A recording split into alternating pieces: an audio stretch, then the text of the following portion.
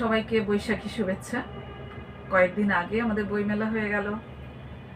বইমেলা যেহেতু অল্প সময়ের জন্য ছিল, অনেকে আমাকে বলেছেন আসবেন, আসতে পারেননি। আমার অনেক বন্ধু, অনেক ছাত্র, অনেক অভিভাবক যারা আমাকে ভালোবাসেন আর যারা পরেও আমাকে ভালোবাসবেন, সবার জন্যে আজকে একটু কথা বলতে এলাম আমার এই বইটি নিয়ে, যেটি এবার বইমেলায় এসেছে।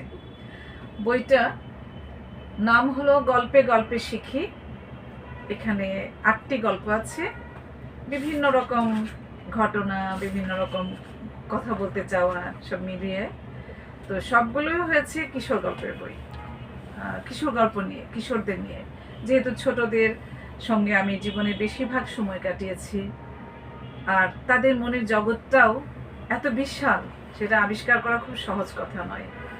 আর ওরা যে বললেই সব শুনবে তা নয়, তাদেরও কিন্তু একটা চিন্তা আছে। তবুও আমরা তো চাই যে কিছু কথা ওরা আমাদের শুনুক। সেভাবে আমরা যদি বলতে পারি, তারা যদি কিছু গ্রহণ করে, আমাদের মনে হয় ভালো হবে।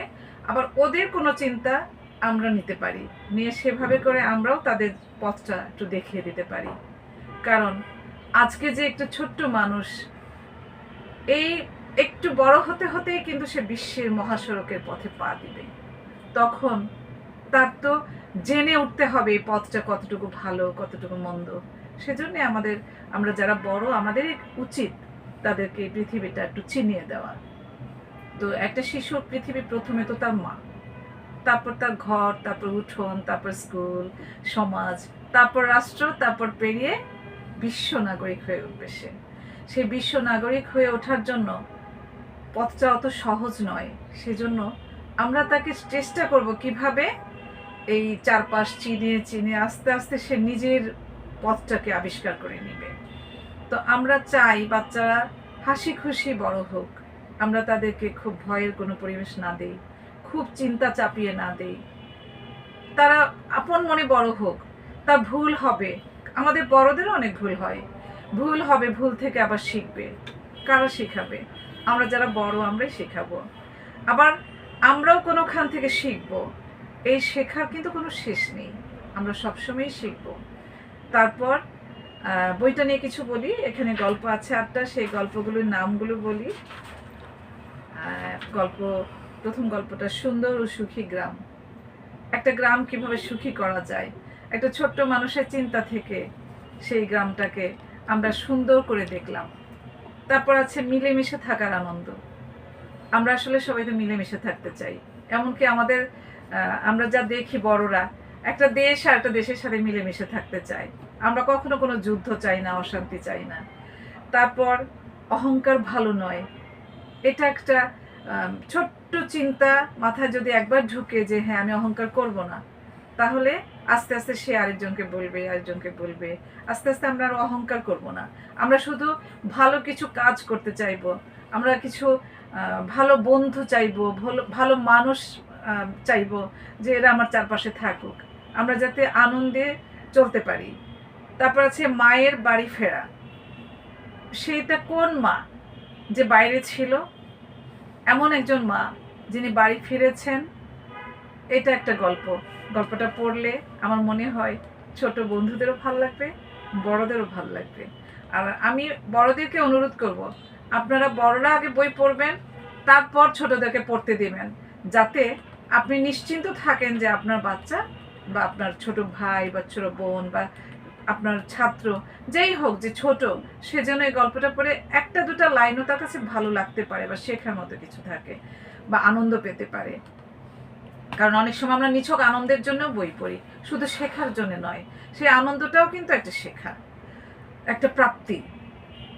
তারপর গল্পটা আছে ওরা ঝগড়া ভুলে বন্ধু হলো।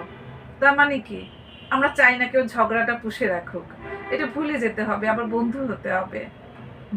বন্ধুর সাথে ঝগড়া হতে পারে, হবে, সেজন্য আমরা বন্ধুত্ব ছেড়ে দিব না। ধূর্ত শেয়াল ও নির্বোধ হাতি। এটা আমরা হাসি খুশির কিছু উপাদান আমরা অনেক সময় চাই, যে আমরা শুধু হাসবো, আনন্দ করব, সেখান থেকে কিছু শেখা গেলে ভালো, না হলে আনন্দ পেলাম। তারপর আছে বদলে গেছে শান্ত। তার মানে কি, তার জীবনটাকে একটা শান্ত নামের একটা ছেলের কথা বলা হচ্ছে, যে কোনো কারণে সে বদলে গেছে। এই বদলে যাওয়াটা কেমন? নিশ্চয়ই ভালো কিছু। বদলে যেতে হবে, ভালো কিছুর দিকে যেতে হবে। আমি বুঝতে পেরেছি যে আমি আমার এটাকে যেটা করেছিলাম এটা ভুল হয়েছিল, আমার এটা ঠিক হয়নি। তাহলে সেটা ধরে নিয়ে আমি মন খারাপ করে থাকবো না, আমি হতাশ হব না, আমি সেটাই আবার করে যাব না। আমি বদলে যাব। আমাদের বদলে যেতে হবে ভালোর জন্যে। তারপরে আছে উদাহরণালীর মগজ খালি। এটা হলো একটা হাসি খুশি করার জন্যে অনেক সময় আমরা কিছু হাসির উপাদান নিয়েও আমরা অনেক সময় গল্প করি বন্ধুদের সঙ্গে। অনেক সময় আমরা কোথাও ভ্রমণ করছি, ভ্রমণের সময় কথা বলি। আমরা কোনো সন্ধ্যায় বসেছি কোনো নদীর পাড়ে বা ঘরে বা ছাদে, সেখানে আমরা গল্প করি। আমরা গল্প করতে করতে একটু মজা করলাম, আনন্দ করলাম, সময়টা আমাদের ভালো কাটলো। আমরা এইভাবে ভালো করে সময় কাটাতে চাই, সেখান থেকে কিছু শিখতে চাই, কিছু শেখাতে চাই, কিছু বলতে চাই, বলার সুযোগ হয় না, গল্পে গল্পে বলে ফেললাম। এরকম করে আমরা সময়টাকে সুন্দর করে কাটাই। বইটি প্রকাশ হয়েছে প্রতিভা প্রকাশ থেকে।